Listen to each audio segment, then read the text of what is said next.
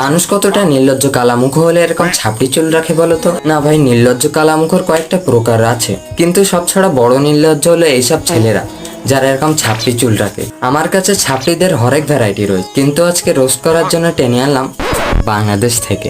আমার বাবা যৌতুক হিসাবে তোমাকে 2 লক্ষ টাকা দিবে বলেছে। সরি, আমি নেব না। কেন?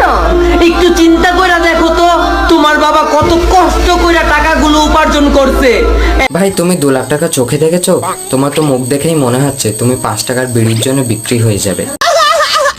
আবার 2 লাখ টাকা যৌতুক নেবে না?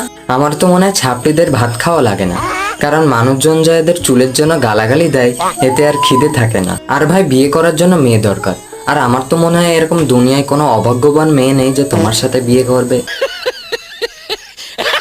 ভাই সত্যি বলছি, তুমি যে হ্যান্ডসাম, তোমায় দেখলে মুখ দিয়ে একটাই জিনিস বেরোয়, ছাপড়ি।